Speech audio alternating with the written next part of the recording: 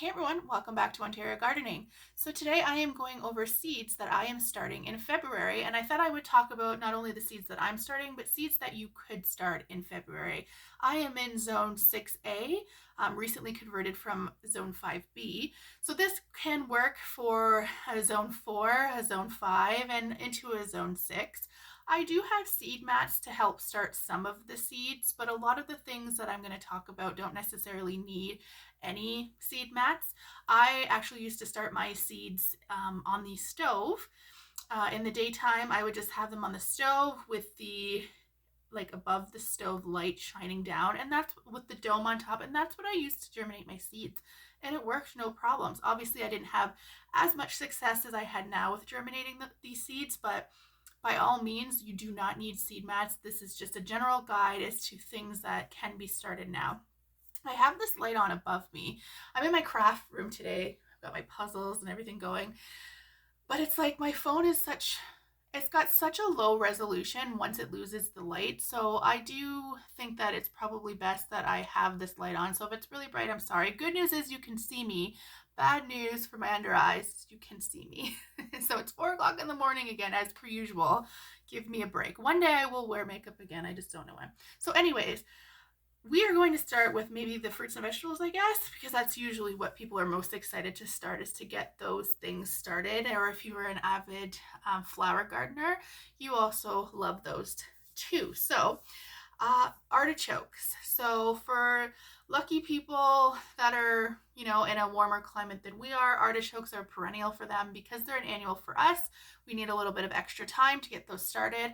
I'm not starting those personally, and I actually don't even have any seeds to show you, but artichoke seeds. And they were one of those things that we talked about in the last video that does need a little bit of time to cold stratify. So if you haven't already popped those in the fridge to get them cold stratified, get them in there in the next week or two. Hopefully they'll sprout, and then get them into some soil so they can start. They take a while to grow. I can't remember how long an artichoke is, but it's quite some time. It's a long time for it to come to full harvest. So make sure you're getting those started. Brassicas. So brassicas, such as your broccolis, your cauliflowers, your Brussels sprouts, things like those, you can start them now. They don't need a seed mat or a heat mat. In fact, they don't really care for those. If you are starting those now, as well as any lettuces or leafy greens, so you've got your lettuces, your spinach, your kales, so all of those type of things, so all of those different types of seeds, you are going to want to make sure for any of these that you can start them inside, and then you have something to transfer them outside and have them protected.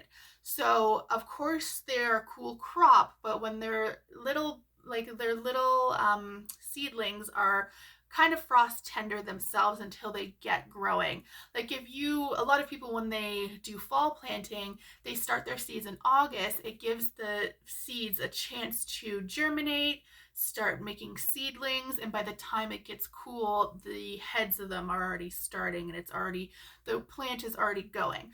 So if we are going to start those seeds inside and get them outside for a spring harvest, you need to make sure you've got some sort of coverage on them, whether that's a frost sheet or a row cover, any of those types of things, a small little greenhouse outside, just to protect them from that frost. And I don't know where you guys are, but here where I'm in southern Ontario, and it's freezing out still. Like, it was -12 today, degrees Celsius. So it's still not anywhere near putting anything outside, and it wouldn't be for probably another month. And even still, we're going to want to protect those precious little seedlings.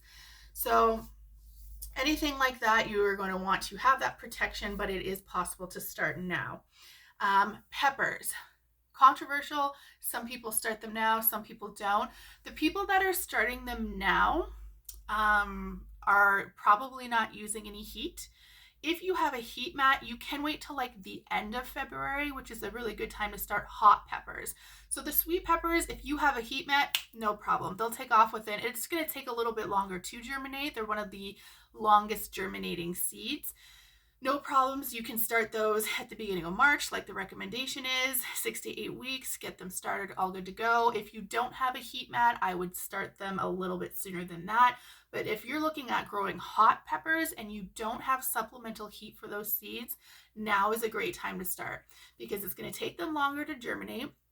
Once they do germinate, hot peppers take longer than sweet peppers. I'm not sure if everyone knows that, but a lot of times if you like have like a tray of peppers and you have your hot peppers and your sweet peppers together in the same tray, you'll have your sweet peppers coming up and they're honestly like probably like this big before those hot peppers even germinate, and you're like, oh my god. And a lot of people freak out and will start replanting all these hot pepper seeds, and then they all germinate at once and you've got like this abundance of hot pepper seeds. So to recap, you can start hot peppers now if you don't have a heat mat or any sort of heat source, because it is going to take longer. Whereas if you do have heat source, you can still wait a couple more weeks and into March. It's the same with the sweet peppers.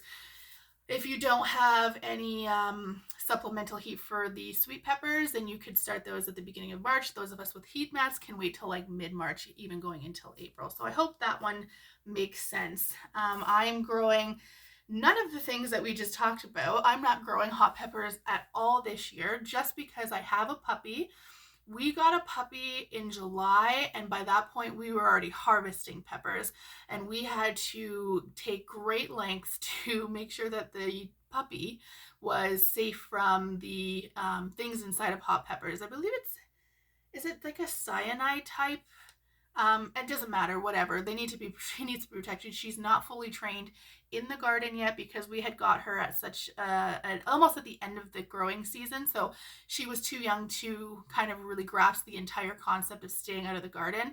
So I'm not risking it this year. I just don't want to deal with it. And we're not really a huge hot pepper family anyways. So I'm just sticking to sweet. So I am going to be waiting till April for that.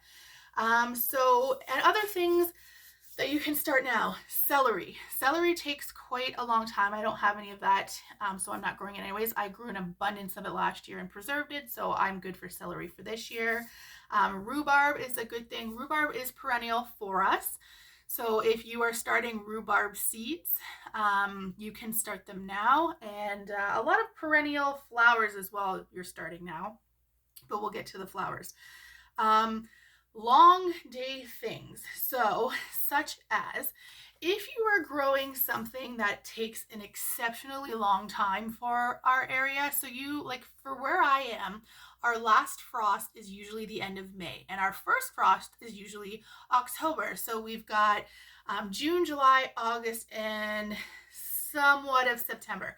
So we've got 4 months, about 120 growing days. I think our actual growing days here is 140 something. Regardless, you've got 140 days to grow something, and something like a watermelon or a cantaloupe or pumpkins. You've got your squashes, things like that, ground cherries, okra.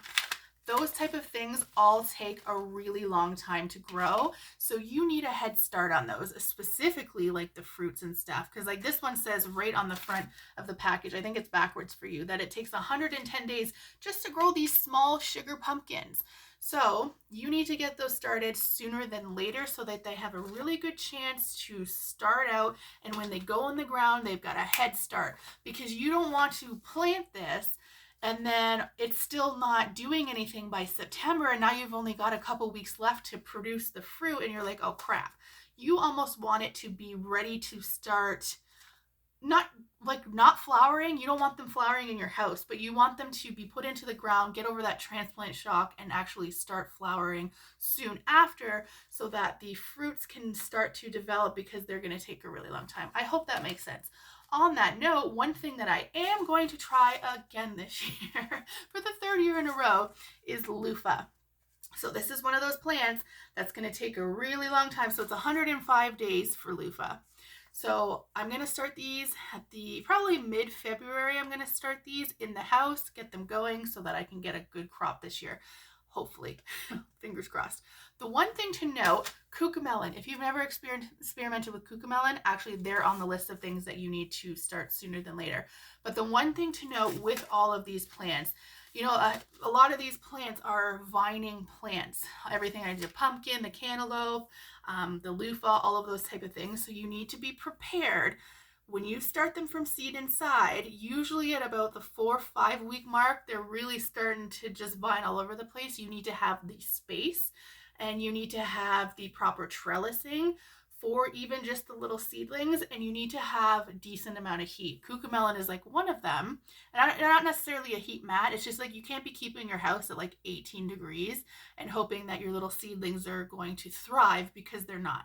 So if you can have like a little area in your home that even you have a sheet around it to like trap the heat in, keep them nice and warm. You're going to want to keep them moist and living and make sure that they're vining up. Make sure they're not vining and tangling in each other or on things. I've in the past had my like the loofah the first year was a failure because I had the loofah in my greenhouse and we had gone away for a couple days, and I didn't even think to leave our dog sitter the instructions to like make sure to go in there. And it's not really her responsibility, but here nor there. It started vining all around my greenhouse, like up and underneath the shelving and stuff. So when I came home and I was as delicate as I could to get those tendrils off, it ended up killing the plant. So, and I didn't have time at that point to start loofahs and ever get another harvest. So just be careful and be cautious of that when you're starting those vining type of plants. The other thing, herbs. So most herbs can be started now. If you are doing cold stratification for things like lavender and chamomile, those especially need to be taken out and started now. They just take a really long time. Not so much the chamomile, but the lavender is one of them. Your rosemary, anything with like those woody stems, rosemary, lavender, like I said.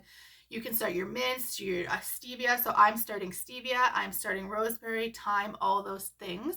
The one nice thing about herbs is you can start them inside if you wanted to, and then you can, like, once they're for, like, if I wanted to start a basil plant inside today, and in the next 2 months, which would bring us to almost April. It's not necessarily ready to go outside yet, but it's probably well on its way, and I can start snipping and using it. So grow those herbs inside, use them up, start snipping off of them. They'll grow back, and then when you're ready and the frost is gone, plant them outside. It's perfect. Like, herbs are pretty resilient even with snipping. So I highly suggest starting all of your herbs and stuff inside. And the last thing is flowers. So I am no flower connoisseur. I am not a flower gardener. I like dahlias and zinnias, and I plant snapdragons every year. Oh, you know what I forgot, which is like the biggest one? We'll get back to it. So you've got all your herbs and stuff, like I said. So marigolds and snapdragons are things that I'm going to start. These are my own seeds that I've saved. I plant snapdragons every year. It's backwards, but it says snapdragons for grams because they remind me of my grandma. So every year I grow snapdragons, and I start those inside because they can be pinched and deheaded off. It's the same with marigolds. But there is a ton of different flowers. Most of your perennial flowers, things like that, transfer well. So things like black-eyed Susans, your lupins, your columbines, anything that's going to be a perennial plant, you want to get outside when it's really good and established. So a lot of those things, echinacea, coneflower, so that type of thing, if it's a perennial plant that's going to come back year after year and it want to have it a good established roots, now is the time to start them, so that you can plant them outside successfully and it has a chance to like bury those roots. The one thing that I forgot, and it's probably one of the most important things, and this is kind of your last chance to do it in order to do it. So if you are growing onions from seed, not the sets that you can get at the store that are already like the mini little onions, if you are starting seeds, onion seeds, you need to start those now. It's like kind of your last chance. So not last chance, you got a couple weeks. I would give it like 2 weeks. You got 2 weeks to get these started inside in some soil. I'm, like I said, going to do mine in the morning and get those on their way. They are, I'm going to actually post a video in the next couple days so we can talk about onions, because a lot of people struggle with their onions and getting a good sized bulb.